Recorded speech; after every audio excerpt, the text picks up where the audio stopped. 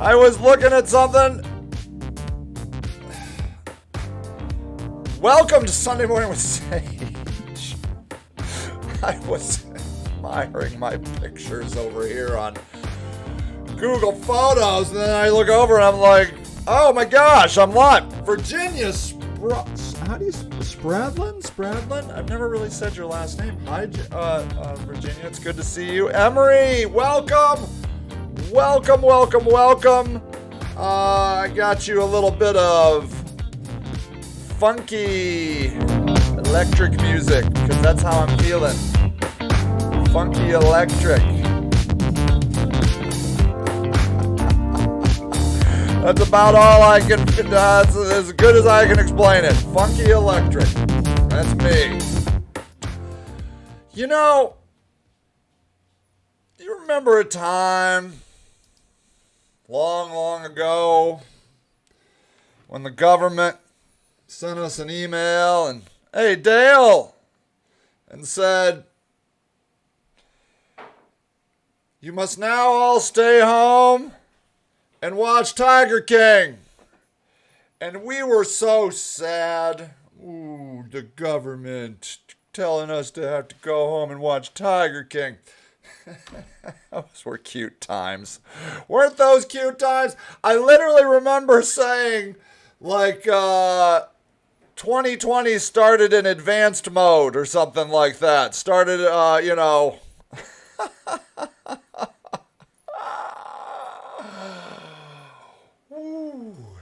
It's crazy out there. It's crazy out there.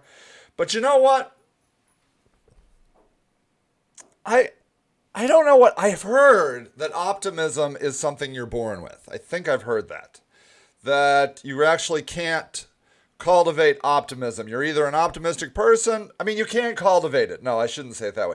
You can become optimistic, more optimistic or less optimistic, or more pessimistic or less pessimistic. But I think pessimism is something you're born with. Let me ask the Google.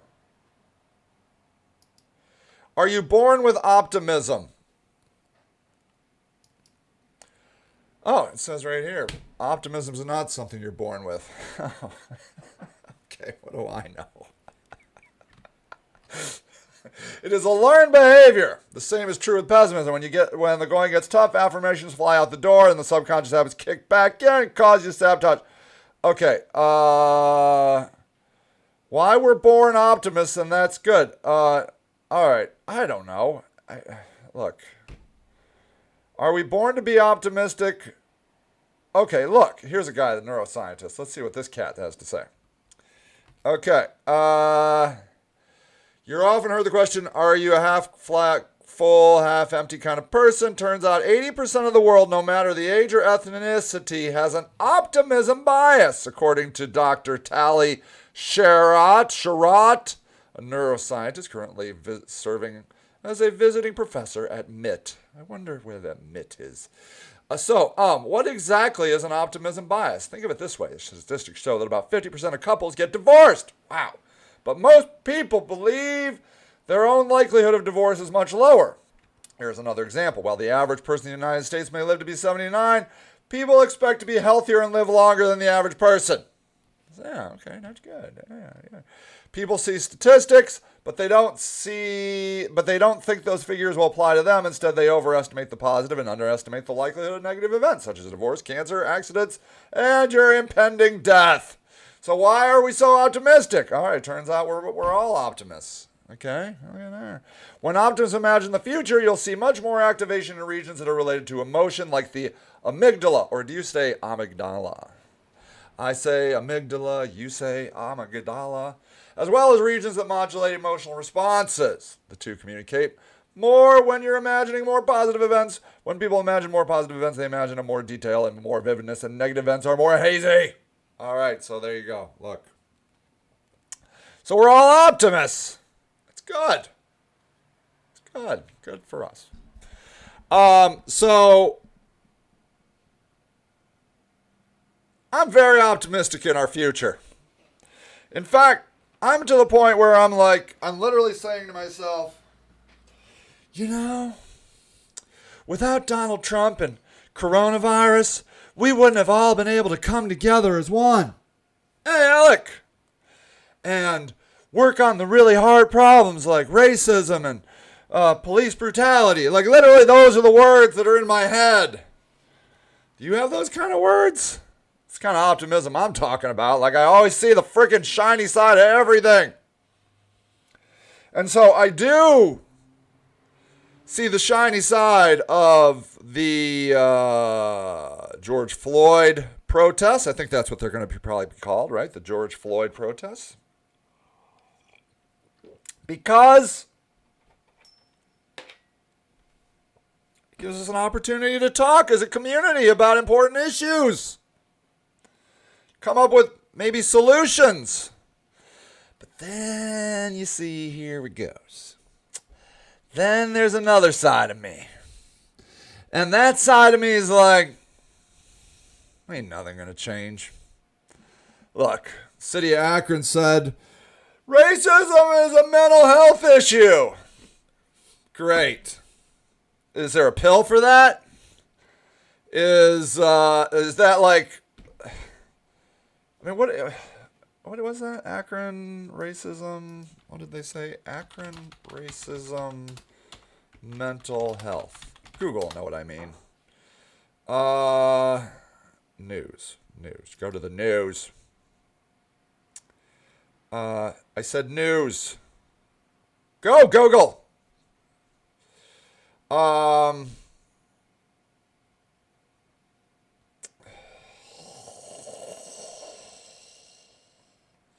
What does it say here? It says over here, APD took a knee. Yes, they did, Dale. And that was thrilling, right?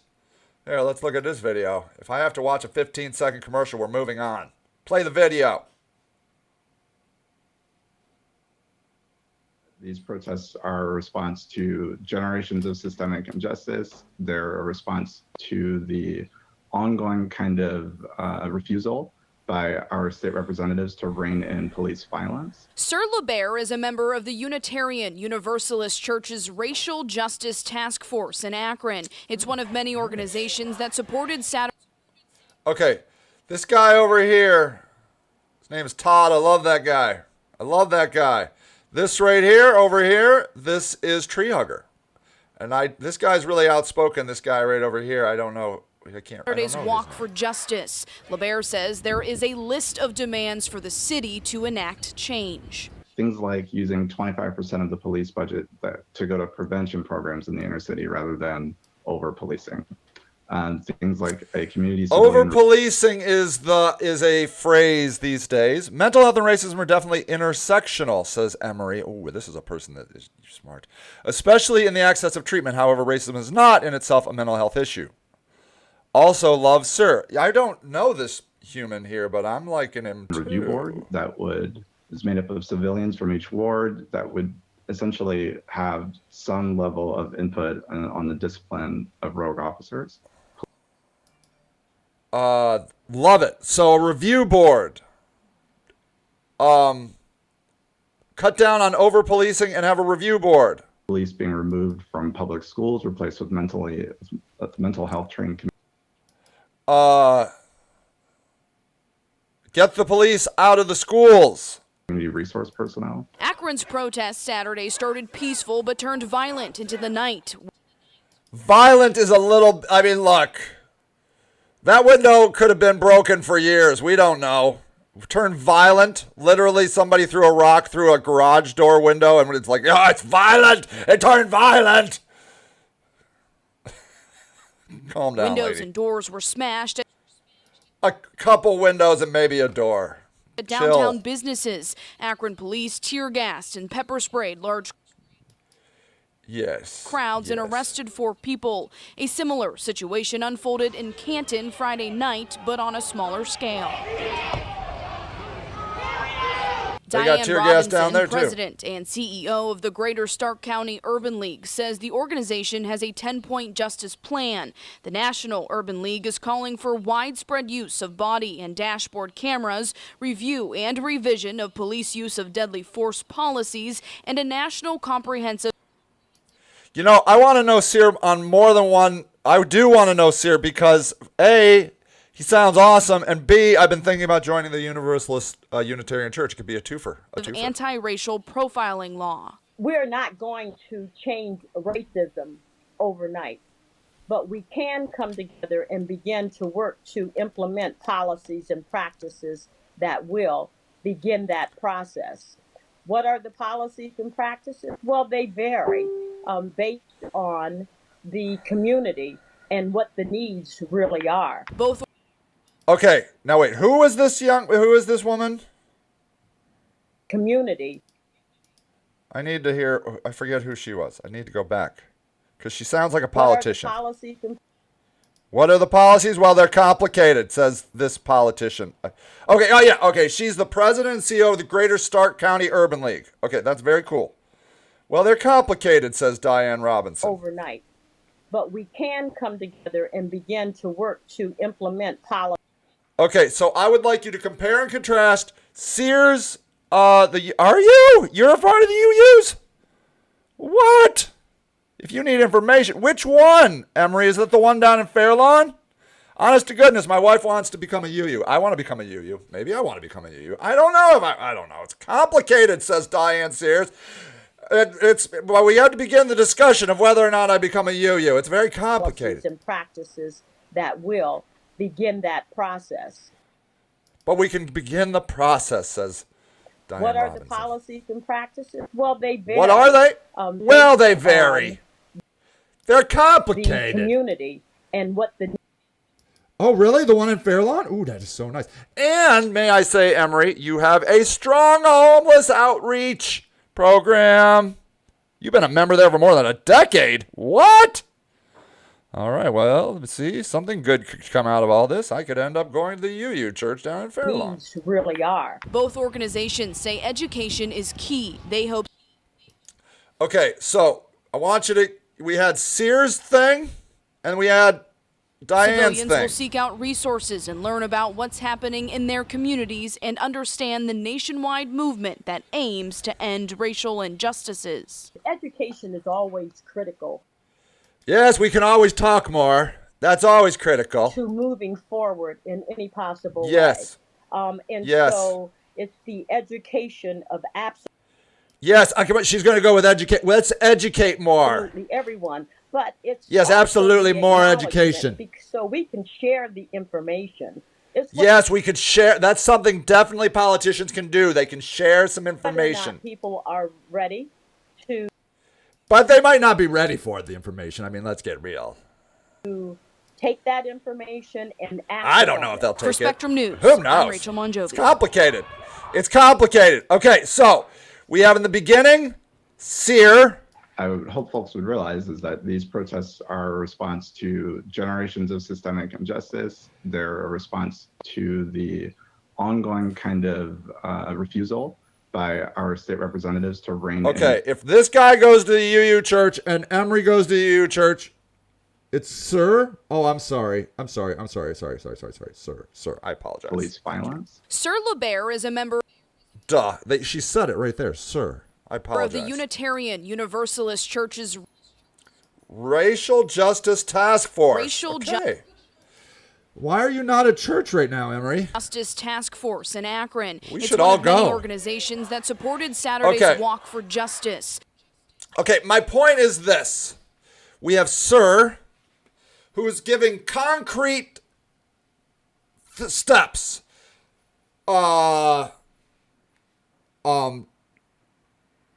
Stop over policing.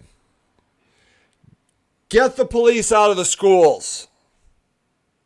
Probably, I don't know, did he say defunding? If not, he's probably for that. And then we have Diane, who's like, oh, you're at work. Oh, perfect. Good. That's good. Sticking it to the man by being with Seiji. Seiji, that's good.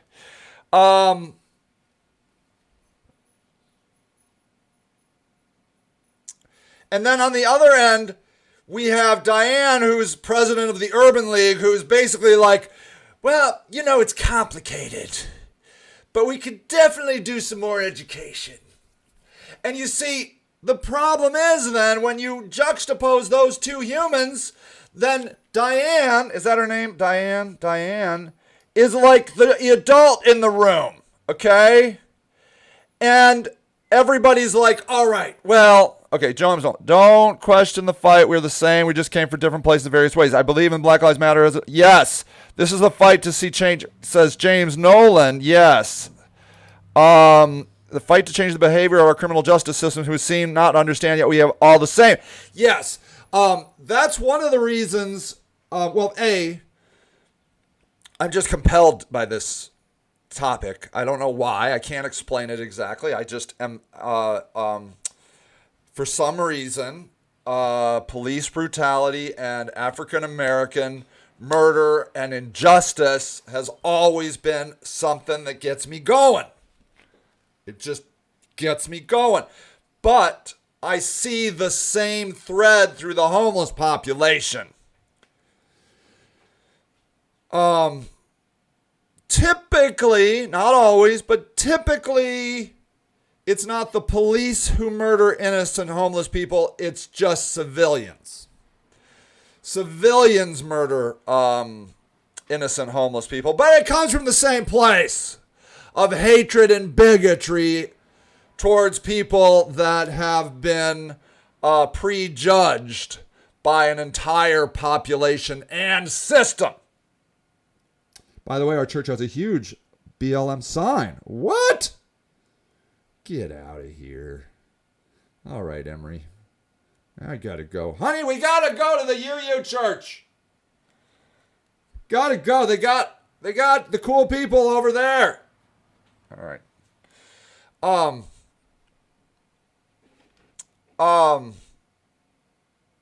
I just see a very common thread.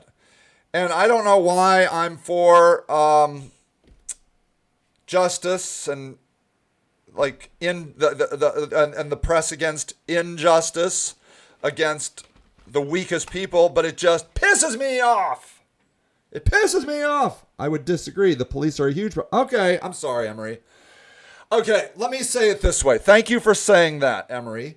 I can say that 85%, definitely, I did a study just now, very thorough study in my head, and I will say exactly 85% of interactions that I have seen the homeless and the police have been fairly either benign, neutral, or even positive.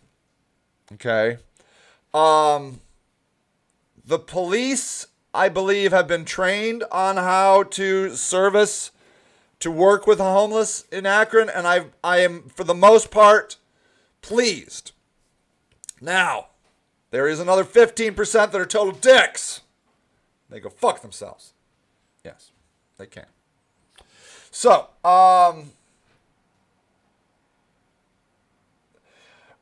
look, in America, we have put the police, as far as, and I'm going to talk about homelessness just a second.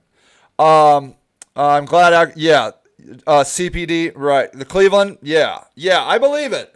They truly, I've not seen it personally because I'm not up at 3:00 in the morning, but I have heard from homeless people in the middle of the winter, the police coming up to a camp and in the middle of the winter asking if they're okay and giving them water. With liquid water in the winter is incredibly difficult to come by. Okay, it's all frozen, and hand warmers. So I have seen quite good things. Okay, but somehow the police have become the de facto first responders to homelessness in America.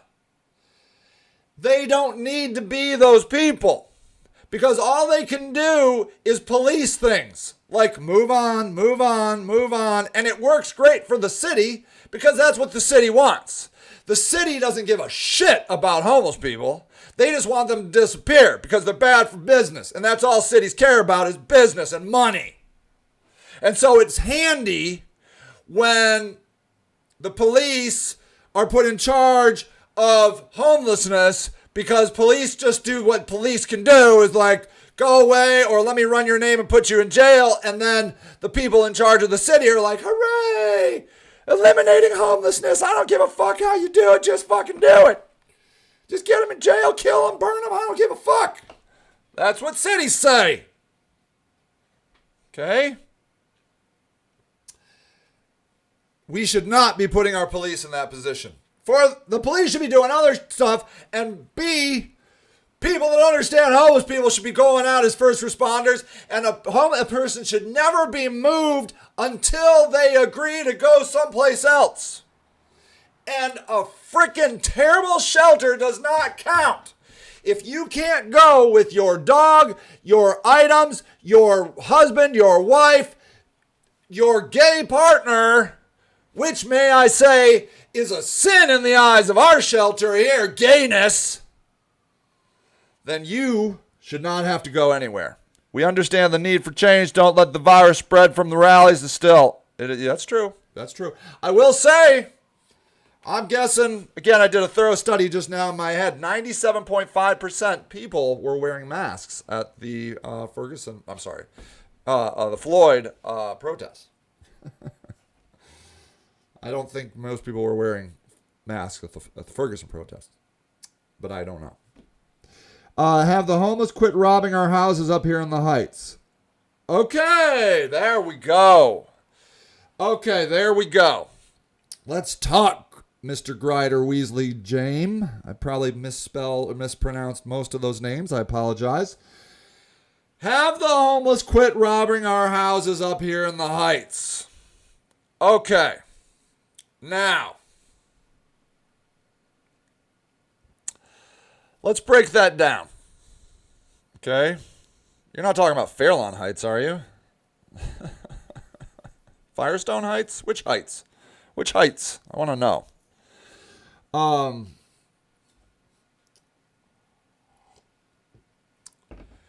Okay. Now, there is crime in Akron. I can't even keep track of all the people that got shot in the last 2 days. I don't even know. Kids being shot, grandma's being shot, everybody's being shot in this town. I can't even keep track. We got problems.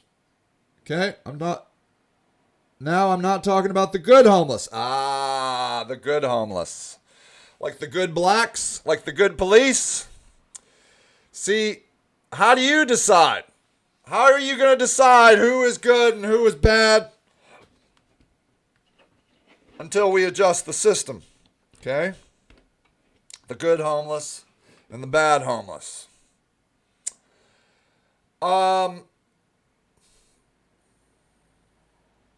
There is crime in Akron.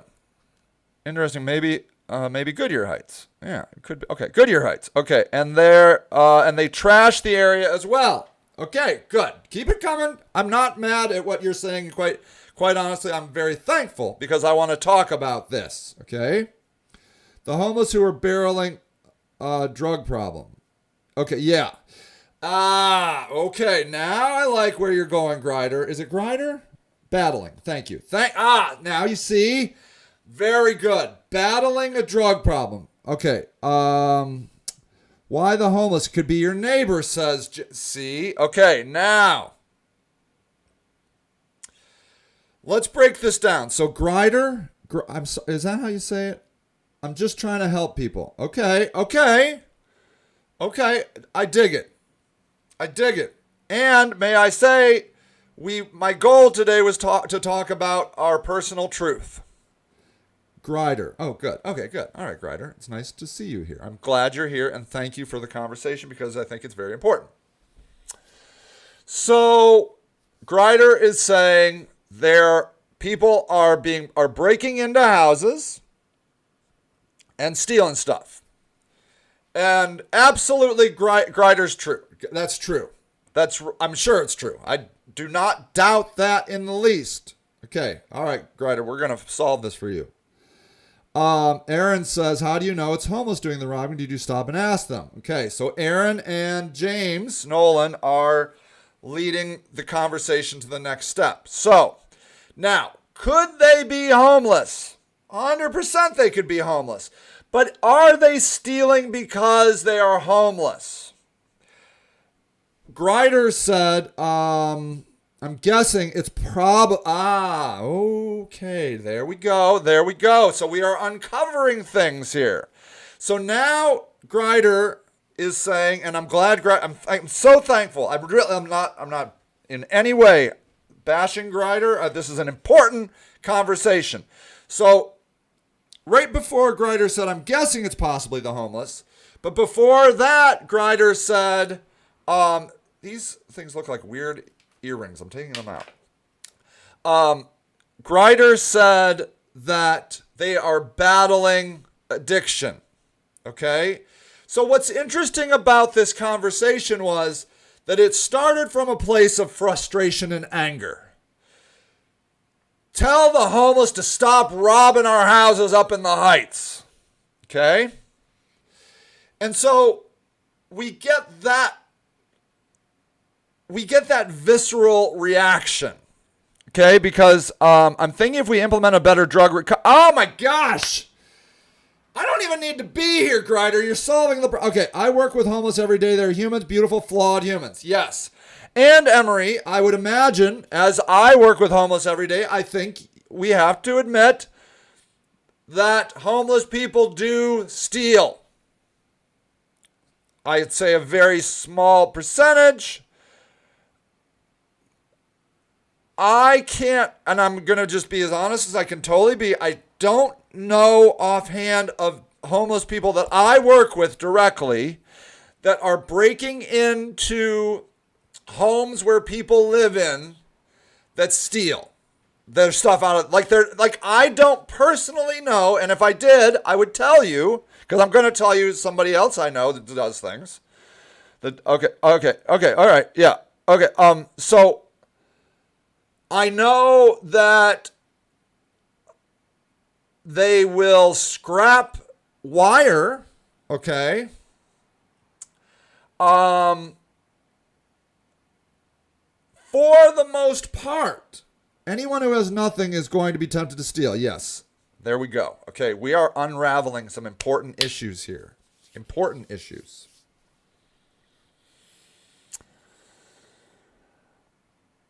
For the most part, homeless people are timid and afraid, okay? Because hopefully you can understand why. They don't have anything.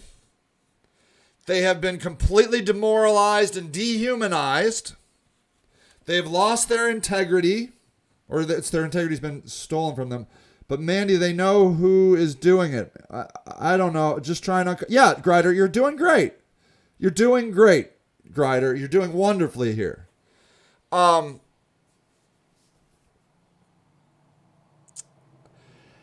and large, a homeless person is not going to walk up to someone they don't know and steal from them, beat them up. They're going to run away. Okay? They are afraid. Okay? Now, they'll fight each other. Sometimes. Very rarely. But they will. They'll fight amongst themselves. They get pissed off at me like you can't even believe. I have been punched by a homeless person. And I love her very much. I do. She's wonderful. But that's because I'm very close to them, okay? And they feel comfortable around me. Do you understand? Like, I feel quite honored that I am, I think, for most people, considered a friend. And some people have even said I'm part of the homeless family. And that is one of the greatest compliments I've gotten during this week. I totally understand the first part you're saying about them being right. Great. So, okay. So Emery says, and I don't know of anyone who does that either. Scrapping, taking possessions of bandos, taking things like the unclaimed. Yes. See, Emery's is having my experience as well. I leave my phone unattended throughout my shift. I leave my laptop sitting in an unattended room. I've never had an issue. Okay. I would not personally do that. They must like you more than they like me. Hell no, I wouldn't leave my laptop unattended. They've stole. Look, I one time got a laptop for the homeless and got one of those cool, like, I don't know if you've seen, but laptops have these little locks. And I got the lock, I got the chain. I came back. They somehow had ripped the whole thing out and taken the whole thing. Thank you for coverage of the. Oh, my, Alex, of course. Thank you. Thank you for saying that. Super fun. I should have been a reporter. I love it. Getting up there, finding all the information. But I'm telling you, it's because we have a good relationship that happens. That's ironic, right? It's because the homeless love me that they steal from me. And it's very rare.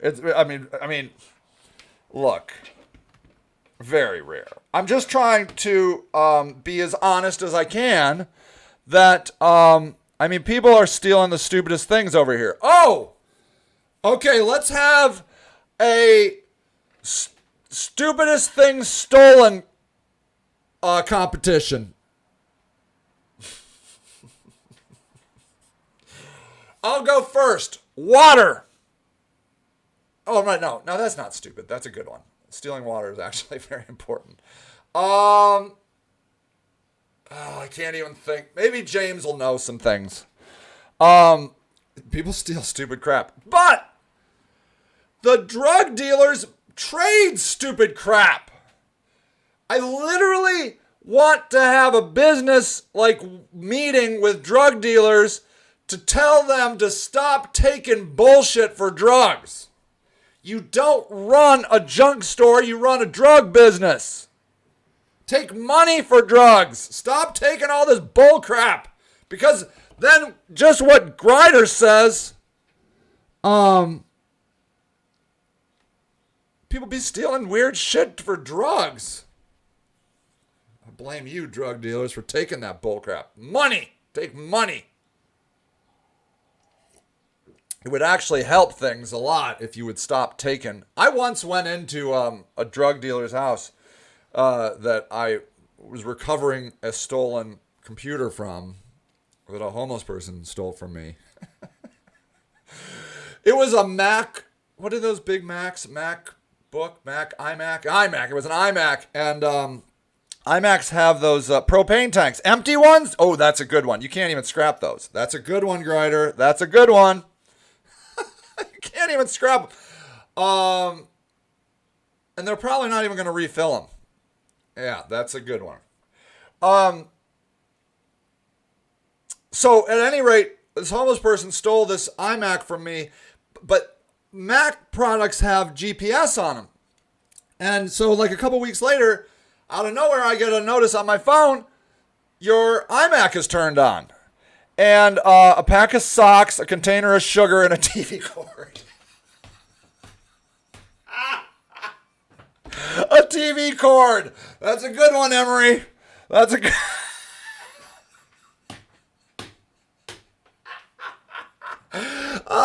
That's some funny stuff. A TV cord. Is even a drug dealer going to buy a TV cord? Probably. Oh my goodness. A TV cord. That's good stuff. So at any rate, I go over to the drug dealer's house with a police officer. And the person who has my iMac. And I walk in and it's three guys, African-American guys, totally stoned. I mean, the house, you can hardly breathe because it's just filled with pot.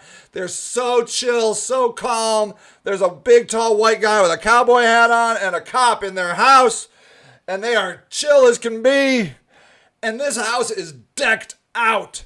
I mean, they had fine dining china for 12 set up on this massive dining room table. And it was all in the hood. We're actually having a huge of people seeing smoke alarms. Oh my Lord, smoke alarms.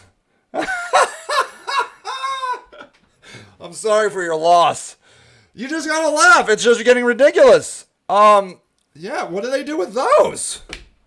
Who's buying smoke alarms? I'm telling you, it's the drug dealers. They buy this crap. There's a lot of problems in the world, and drug dealers buying the stupidest crap is one of them. Just telling you. It's hurting us all. Just accept money, drug dealers. Please, just take the money.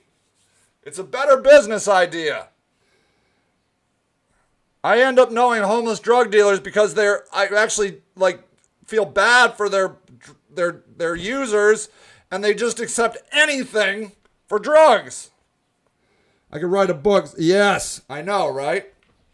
And so we do have to have this whole conversation, right? Could homeless drug addicts, if we're going to guess who is stealing from the heights, which I am sure is happening. I am sure that the Grider is being truthful about that because crime is a big problem. I would say it's probably drug addicts that could be homeless. You see what I'm saying? So you typically don't need to steal for food because you can get food. You're not going to be able to fence enough stuff to pay your rent. You might steal to try and pay your phone bill, but typically it's not that big of a craving. You'll just let your phone die. More often than not, you're stealing so that you can have drugs. Okay?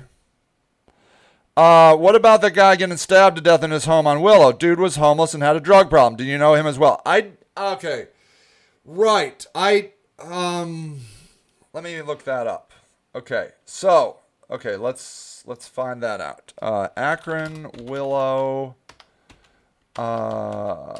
homeless, murder. Let's just type all those words in and see if Google can tell me what. Hold on. 2 days ago. Okay. Was it this one? A lot of people can't get food due to the lack of ID. Right, true that. If I'm being truthful, I've been doing my research. That's good. Okay, Wilmot. Okay, hold on. Let's do it. Wilmot. Let's just thank you for correcting that. Wilmot.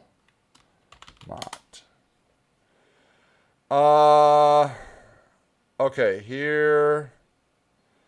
Are we talking about the 68-year-old Akron man murdered in his home? Car stolen. Is this it? Let's see. Let me know if this is the one. May 22nd, 2020. A 68-year-old man was found murdered in his home on Thursday evening. So that was a couple weeks ago. Let me know. No, that's not the one? Okay, hold on. All right. Well, everybody's dying in frickin' Akron, being murdered, so it's hard to find which Wilmot murder we're talking about here.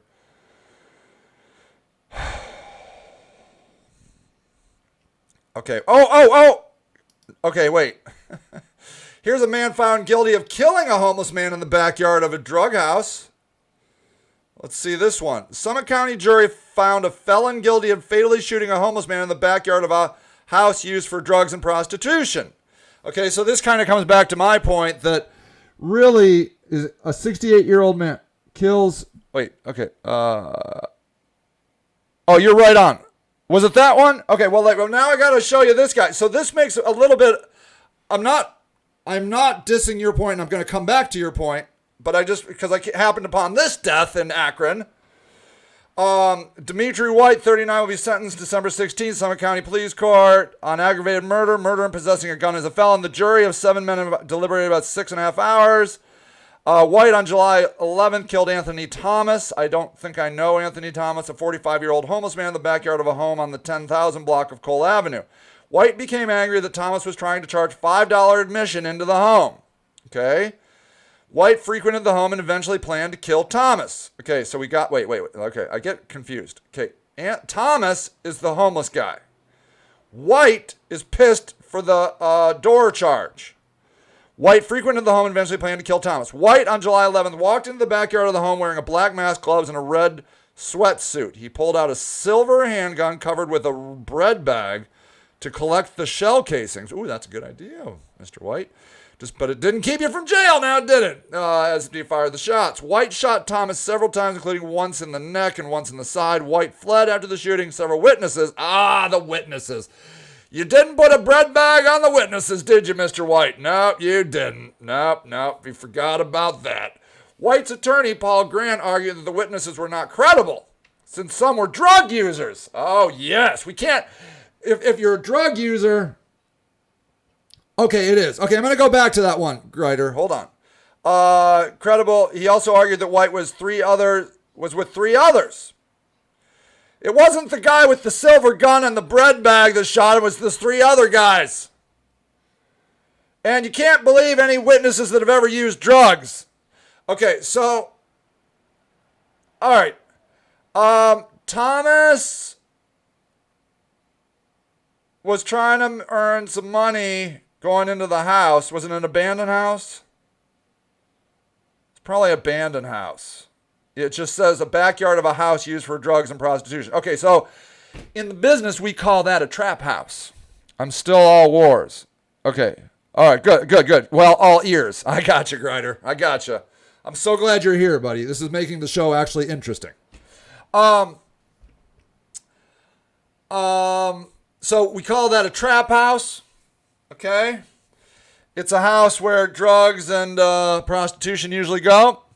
And then, so you can see here that the homeless guy thought he'd start a business where he, turned it into Cedar Point, where you had to get $5 to go into the trap house, and Mr. White wasn't having any of that shit.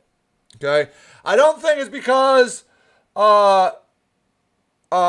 Thomas was homeless. I don't know why they wanted to say that. I don't get a sense of homeless hate here. I just get a sense of, the other guy had it with free capitalism, free market capitalism. He was done with it and he took it into his own hands. A $5 admission. Oh, jeez. Yeah, man. Okay. Now, you see if I can, the common thread isn't homelessness or race. It's drugs.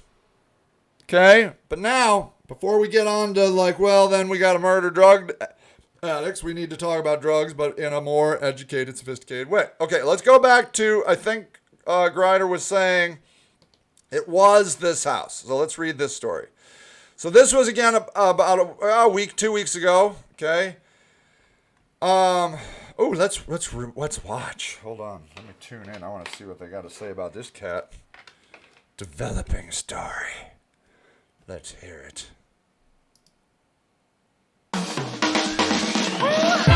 All right. We all got to hear some commercials. Skip that ad, All right, baby. Jason, we'll check in with you then. In the meantime, a 68-year-old man attacked and killed inside his own home. The suspect facing a judge today. Tierra Braddock has the details on what led investigators to this man. Akron police just made an arrest in the murder of 68-year-old Gary Bayless, who lived in this Akron neighborhood in the 800 block of Wilmot Street. Now, this is still an ongoing investigation, but here's what we know. This is 30-year-old Jason Shockley. Police arrested and I don't think I know Jason. charged him in the connection of the death of Gary Bayless. Bayless was found dead in his home last week with stab wounds to his neck and chest. Whoa. Wait a second. That's Kent Court. Okay. That ain't Wilmot. That's Kent Court. That's where I live. I mean, that's where our business, that's where our stuff is. I mean, right around the corner. That's Kent Court.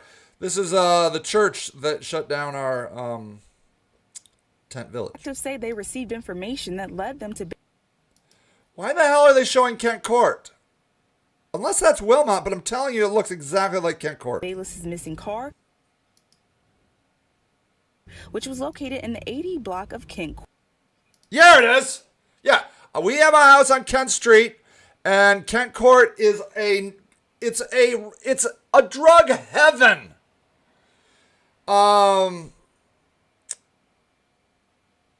A lot of drug use goes on there. This sign just got knocked over, too. I don't know who got up there and knocked that sign off. That's good there. Yeah, Kent Court. I don't know what that has to do with Wilmot. They then found Shockley in a vacant home in that same block. Oh, yeah, I remember this. Oh, yeah, he was over here on Kent Court. That's right. I can't keep up with all the murders. That's where he was arrested. Yeah. Okay, wait. I'm trying to imagine that. I can't quite.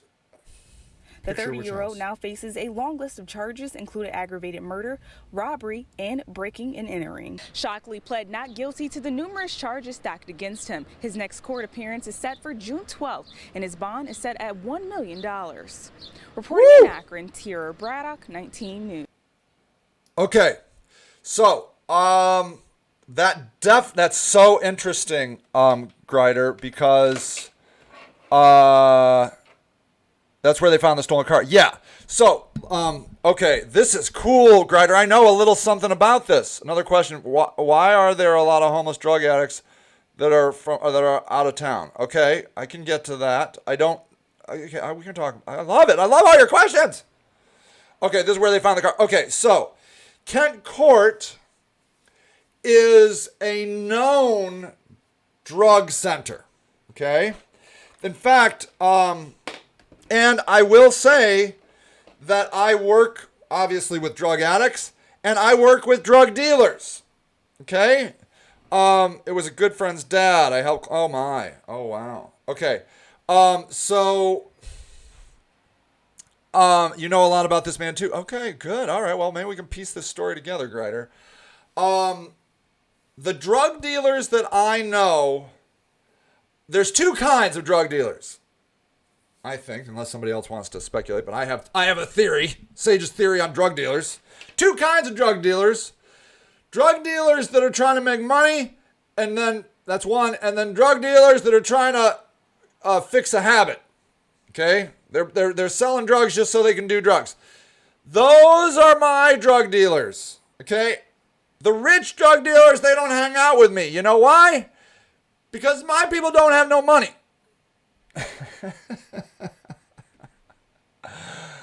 I don't hang out with the rich drug dealers. I hang out with the drug dealers that are just trying to, hold up a habit. And they're terrible business people. Terrible business people. I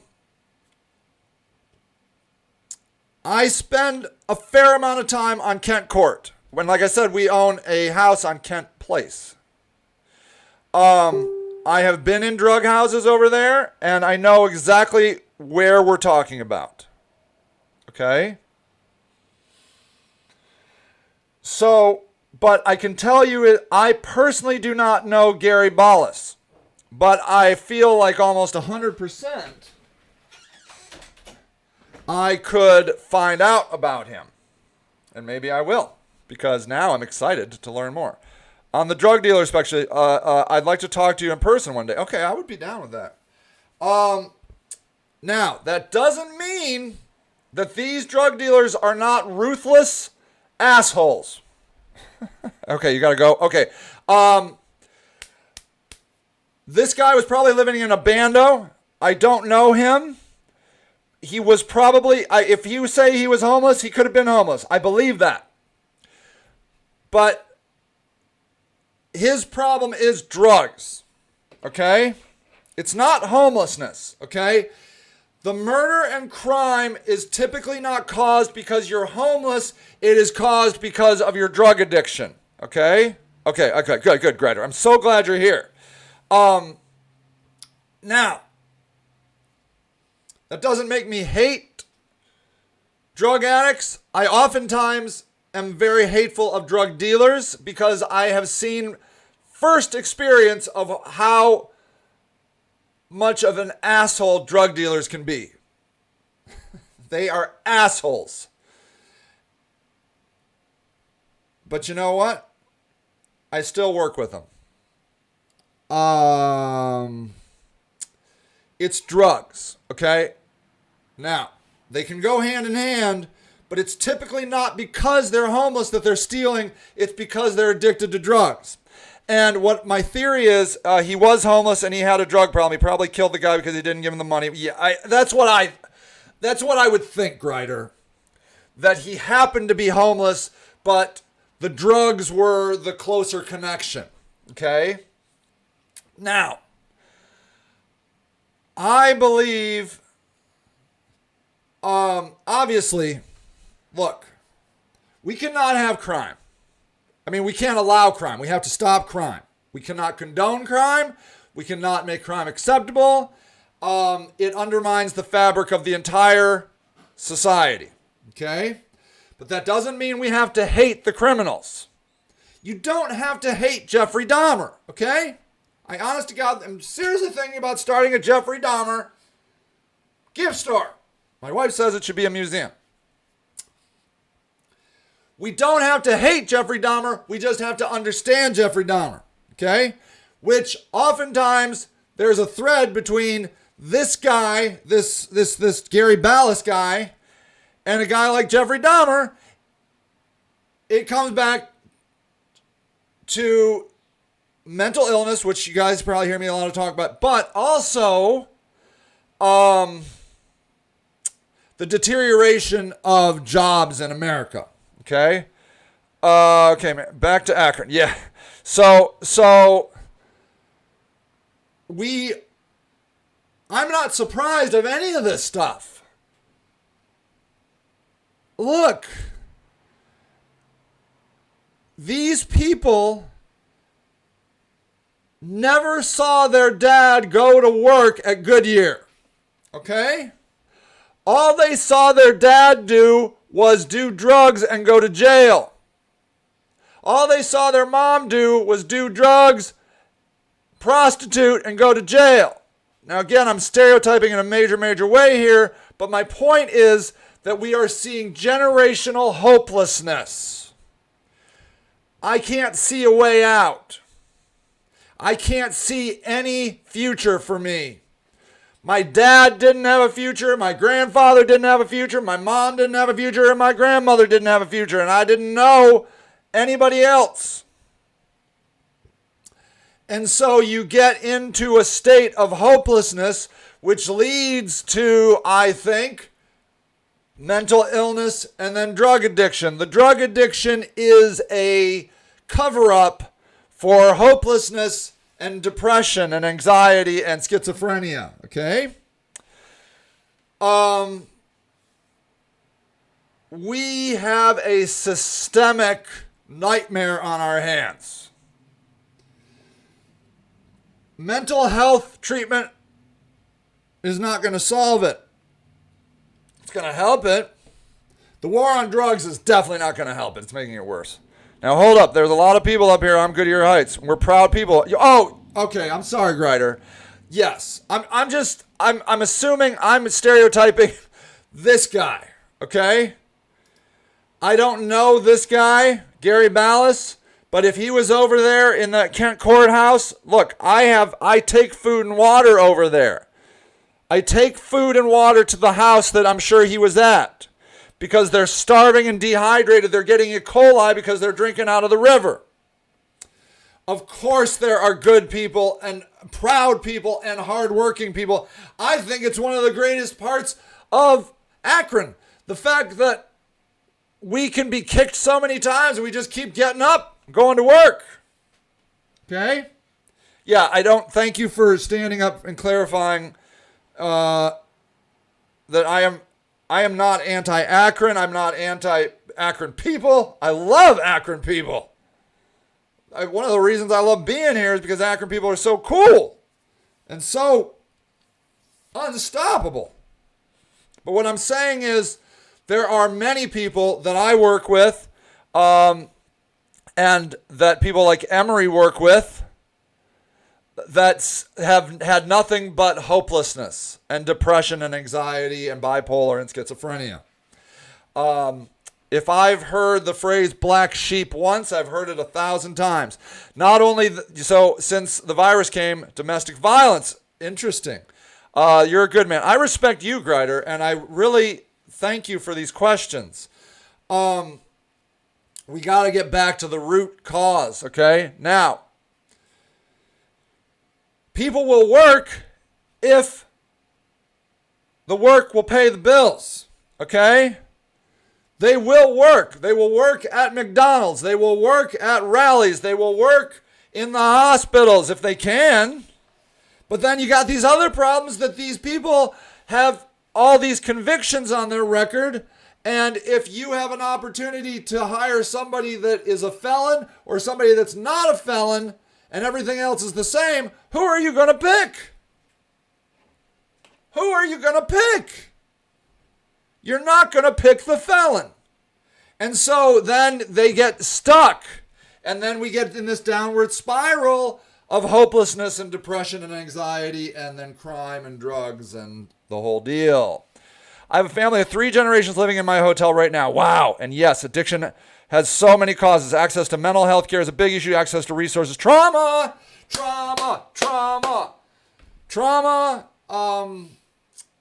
is such a hot, important topic. We have to talk about trauma. I would like you all to understand trauma and the trauma in your own lives. You don't have to go to war to have PTSD, okay? You can just live on Kent Court in Akron, Ohio, or Wilmot, okay? Trauma-informed care is the fancy phrase that I like. Understanding people's trauma to take care, Grider. Thank you.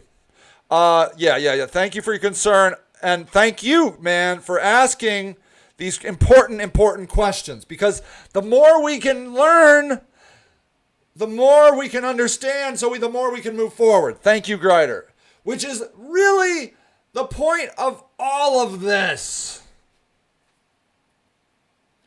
Why are African Americans angry?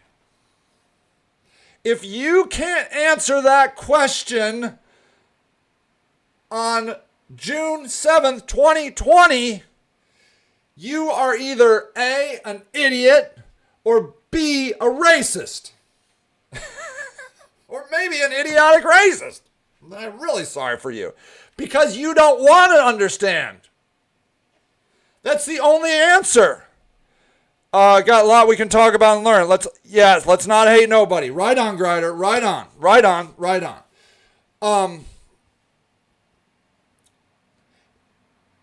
If you look, one of the things that's driving a lot of African Americans and now even me to blow a gasket is, I don't understand. I can't understand. You're not listening. Okay, look, I'm not going to show you the most gory things on my Facebook. I don't need to. But if you're one of the people that says, I don't understand. Let me show you a couple videos so you can say, okay, I understand. You can still say, well, fuck them, I don't care. Most common cause of PTSD is car accident. Oh, I did not know that. Emery. Listen to this video. Hi, I'm here for my surgery. Hi, Ryan, right? You're here to get your appendix removed? Yeah. Just so you know, when you're in the surgery today, one of the surgeons may decide to stab you to death. What? It's very unlikely, but, you know, we've got a few bad apples. Well, then I don't want the fucking surgery. Calm down, sir. Not all surgeons are bad. You shouldn't be hiring any surgeons who purposefully stab people. Oh, so now it's our fault? Well, maybe people like you should stop being so stabbable. Okay, so in case you're not good with symbolism and metaphor or whatever, what that video is saying is, and Chris Rock even did a skit on it about bad apple pilots, okay?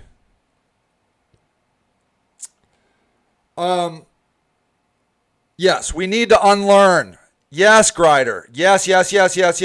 I know we need to, yes, We need to open our minds to new ideas. This is what being human is growing and evolving and becoming better, because I do believe this. Doesn't that video speak volumes? Hi, Aaron. It's nice to see you. We are incredible. Humans are incredible. We have no proof that there has ever been something like human beings in the universe. And even if there are, it doesn't make us any less incredible. We owe it to the universe or God or whoever you want to keep moving forward. Yes, we make huge mistakes.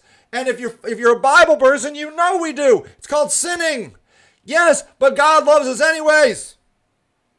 Quit using pronouns to describe people. Okay, that one I don't understand, but I will try. I don't quite understand. Yes, okay, I'm sorry. I make a lot of mistakes. I'm probably talking about people incorrectly. I apologize. We owe it to God and the universe to keep unlearning and relearning. So what that little skit is saying is there are many professions where it is 100% absolutely unacceptable to have bad apples.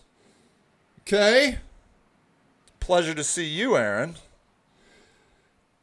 And we don't accept bad apples in surgery. We don't accept bad apples in pilots. But we do seem to accept bad apples in the police and in the clergy. I don't want to really open up that can of apples. Those blacks stood right next to the white shoulder in wars. We built our nation. We, not me. Okay, Alec. Yes. Of course it's we, dude. But right now, no. I'm so glad you're here. I love unlearning because I gotta say, I have learned so much this week. I've been to 3 protests and it's been wonderful. And may I say this, I want to show you this picture. See this picture? I took this picture. I did. Me. It's about me now, Alec. Just as society. Oh, yeah. I got you. Yeah. Just as humans. Yes, Greider. Thank you. This is the parade at Barack Obama's first inauguration. I got tickets to this parade on the train into the inauguration. I'm telling you, I was within 100 feet of the White House box where Barack Obama and Joe Biden sat for the parade. That parade is very boring and long and cold, by the way. But I was glad to be there. I was at both inaugurations of Barack Obama, and it was one of the most memorable things that I have ever done. But the reason I wanted to bring this up is because the protests that I have been on here in Akron, Ohio, have been of equal import and excitement and wonderment as the Barack Obama first inauguration was for me. The feelings of camaraderie and connection and unity of what humanity is supposed to be is so evident in these protests. They are beautiful. You have all genders, all races, everyone together for a common cause. And what I wanted to just say, Alec, is, and you're a wonderful, wonderful human being, is that right now I'm focusing on the cause of African Americans because that's the issue we're talking about right now, and it's incredibly important.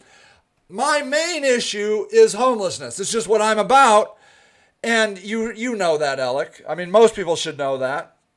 But I want to show you another video about why I am kind of not talking about homelessness this week, and I'm talking about Black Lives Matter. Where is it? Oh, this lady right here. Check this out. Okay. Jewish people, Native American, all kinds of people are in the spectrum of all lives because all lives matter, right? Okay, great. But when you have one particular subset of lives that are consistently being murdered and beaten in the streets and discriminated against, then what you're gonna end up with actually is most lives. And if you're gonna continue to say all lives matter, all does not equal most. Okay, Karen? So what we're gonna need to do is we're going to need to help the lives that need helping so that all lives can fucking matter. Are you fucking dumb? Are you Okay. So I like that video because I think she does a great job of not only being hilarious, but of explaining why we need to just love on our African American brothers and sisters this right now. Okay? It's not that there aren't other huge problems. There's not that other people don't matter. It's that we have an opportunity to move this topic forward today. Okay? Because this conversation we're having is a huge opportunity. If you, like, people are not, like, look at this. Look at these. Look at this. This is in Manchester. Okay. Ow, that hurts my ear. That's not even a good video.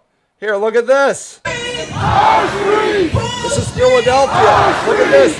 Huge. This is unity. Okay, look. On the first protest when we marched around the city in Akron, it felt like a parade, and I distinctly remember walking past this mom and her young daughter, African American, and she looked like to be 10, maybe 10, 12, I don't know. And she was smiling. She was so happy. She looked so happy.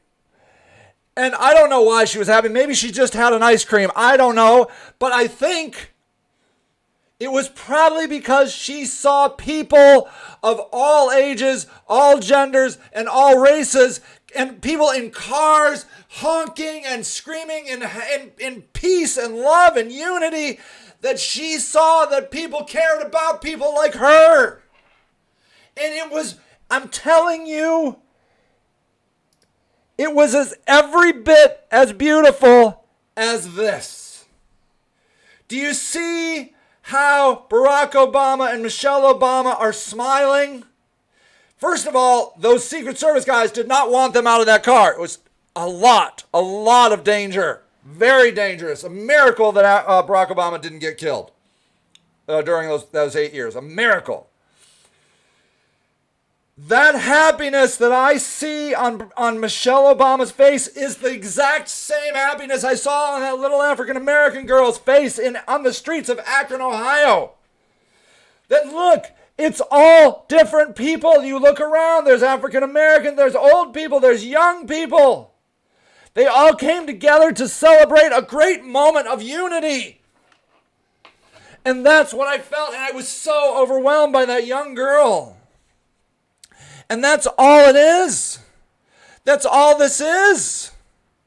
It is a moment to come together with people that have felt like they've been hurt and betrayed by their society, and we are saying we are with you. We don't have to say we're against anybody else. That's not what they're asking. All they're asking is for us to say we are with you. Okay? So every time somebody comes out and says, well, all lives matter, you're hurting the people that this moment in time we're trying to say we love. We love you. We love you. Okay? Look. And what's beautiful is it's happening all over the world. Wait, is this the one I just showed? Okay, this is Manchester. Okay, hold on. Where's this? This is Brisbane. People all over the world are coming together with African Americans. It's about African Americans and saying, we love you. That's all that you need to say right now. Is African Americans, we love you. And we are so sorry. We are so sorry that you have had to experience what you have had to experience. And I'm sorry that it is my ancestors that were at the hands of that. I am so sorry. And I can't take it back. And I can't right the wrongs of history. But I can be here with you today. And I love you. And I will do everything in my power to try and make the future of America a better place for your kids. That's all that needs to be said right now. That's it. That's all they want. All right. Look, I don't cry, son. I was getting a little teary there, so we can't have that. I love you. You're wonderful. God bless you if you believe in God. May the universe bless you. May Allah bless you. May Johnny Appleseed bless you. Whoever, may we all find love and peace and camaraderie and unity. Because I'm telling you, that's what God wants. He wants us to love one another. That's the big test. Will we be able to love one another? Because really, I sort of think eventually God's going to be like, never mind, and he's going to throw all the pieces of chess off of the board, just like he's done several times with comets and volcanoes. I don't know if that's the way it works, but sometimes it feels that way. If we come together, we don't need to worry about a comet and volcano because we will move to other planets. But we can only move to other planets together. Thanks, Grider. I've got to go too, Grider. All right, everybody. I love you. I love you. I love you. And you have a great day. All right. Goodbye. If I can find out how to end this. Oh, yeah. Goodbye.